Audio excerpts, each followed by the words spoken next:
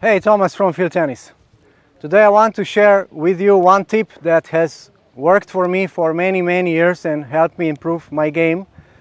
But this is a bit counterintuitive tip, that's why it's important for you to hear it. Because all the ideas, most of the ideas that you get on the internet or from your coaches is to kind of encourage you to hit faster shots, more power, more acceleration, how to accelerate your racket head faster and so on. That's okay, but first you need to have some fundamentals.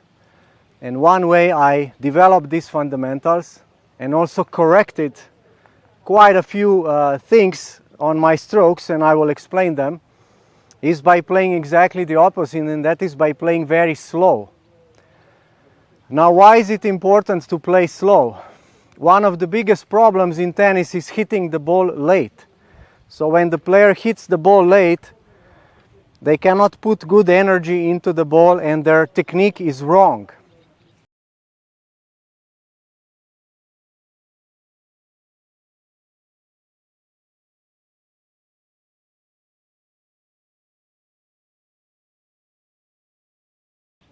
And so why are they hitting the ball late? Well, one is timing. Of course, it's difficult timing in tennis. But the other one is that you are receiving the ball that is too fast for your current skill level. So for your current level of timing, you are receiving the ball that is too fast.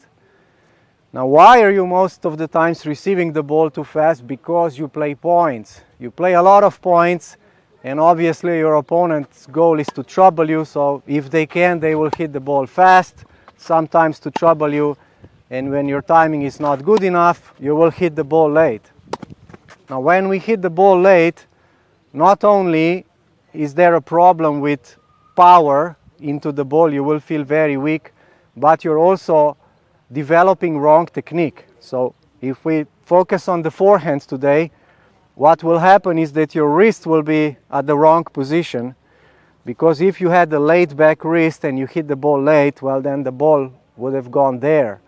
So if I'm hitting well in front, then I have a laid back wrist and everything works fine. But if my wrist is correct and I hit the ball late, the ball will go that way.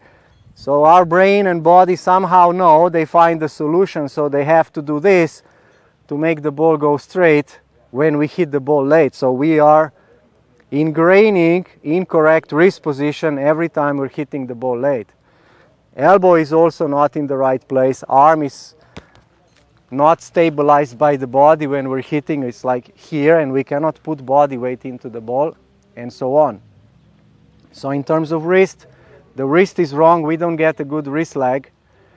And another problem is that we lose the swing. So when the player is preparing for the forehand and they are realizing that they're going to hit the ball late, then basically they just kind of take a shortcut. They can't really relax their arm.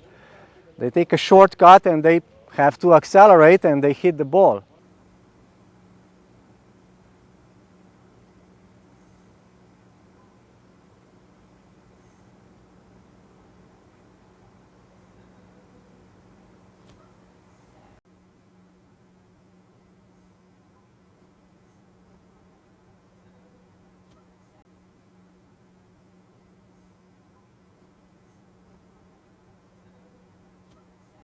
And so they're losing on the swing, so they don't feel how it is to swing the racket and hit the ball effortlessly.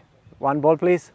I have a young assistant today with me helping me out, so yeah. So if I get a nice ball, even if it's a bit higher, I still can swing. Yeah, so here you can see I can hit very effortlessly when the ball is low. And I have the swing, I have the wrist lag, and so on. And so I have the key technical components of the forehand stroke that give me effortlessness. If I want to hit very effortless stroke, what helps me most is having a swing like a pendulum swing and a nice wrist lag, so that my wrist can apply a bit of trampoline effect on the ball, a bit of slapping. Okay, I try again so that you see. So if I get a nice ball, see, even this one very low, very easy. This one a bit higher, I can still apply those components. So this is very easy forehand to hit when I can apply swing to the ball and wrist leg. Now when you are not ready for that and the ball is too fast, you don't have good enough timing and you're hitting the ball late.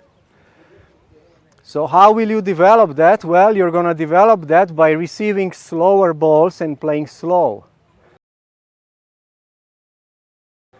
What tends to happen is that if you hit fast and your partner is about your level, they are not good enough to slow down the ball. Slowing down the ball is quite a skill that someone has to develop. What usually happens, because your friend will likely be also late if you give them fast ball, is that when they are hitting late, they will accelerate. So they're going to give you back fast ball, so it's going to go like pinball. 1, 2, 3, 4, finished. The point is over, or a free hitting session is over, because you're going too fast and you lose control of the ball.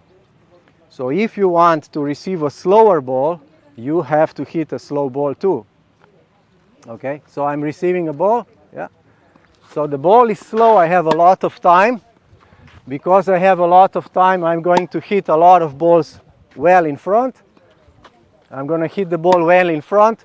And because I'm not under pressure, I have enough time, I'm starting to relax. And when I'm starting to relax and I'm not scrambling around all the time in some crazy doubles match, when I start to relax, the swing naturally starts to come into my stroke and the wrist leg naturally starts to come in my stroke.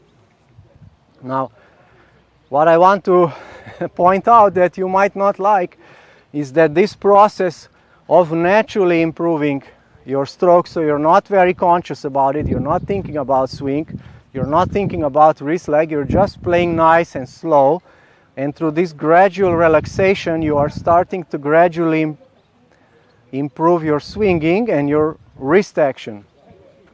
And this is a slow process.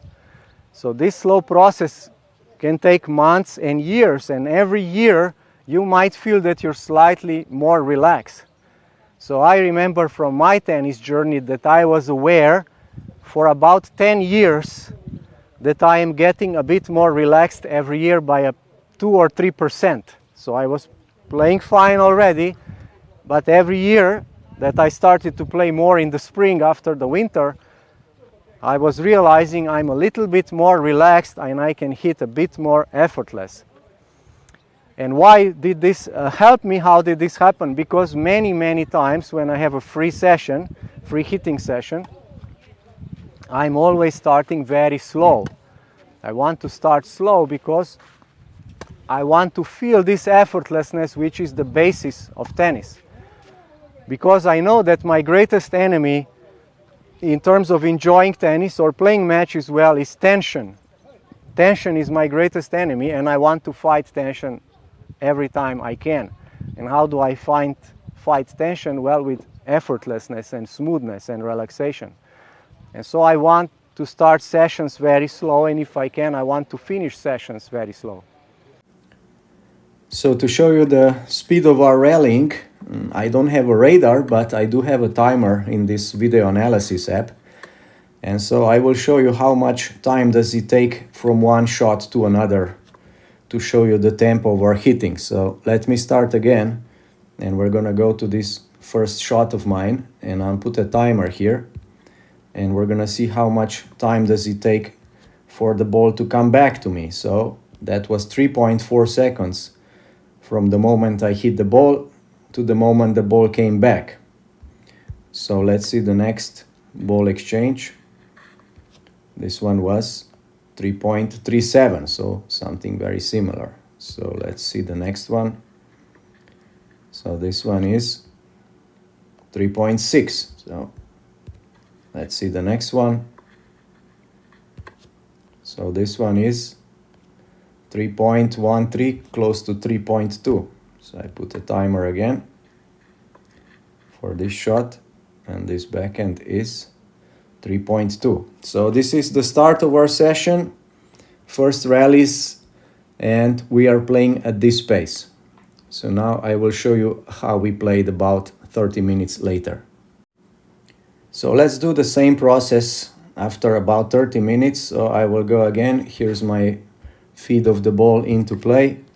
So obviously this one will be a bit slower, but as you can see, Urban hit quite faster. So now we're at 3 seconds. So let's see the next contact point. So we are at about 2.8 seconds. So if you remember before, we were about 3.3, 3.4, even 3.6. Now we're at around 2.8. So let's see this one. We are very close to 2.8. So as you can see, that's a faster tempo.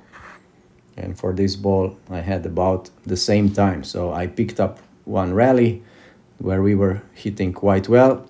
So as you can see, in the middle of our tennis session, we've picked up the pace, and now it's only 2.8 seconds between me hitting a ball. So that means roughly the ball flight from one player to another is about 1.4 seconds.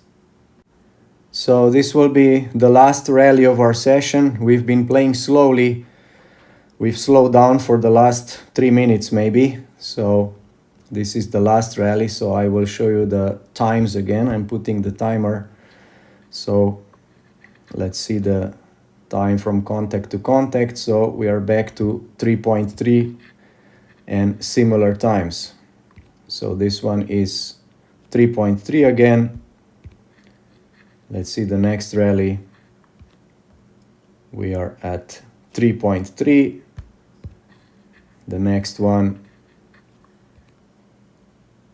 3.36. So you see, the times are very, very similar. So that means we are keeping a good tempo, good rally, very constant speeds, and that means, you know, we are controlling the speed. It's not random hitting over the court.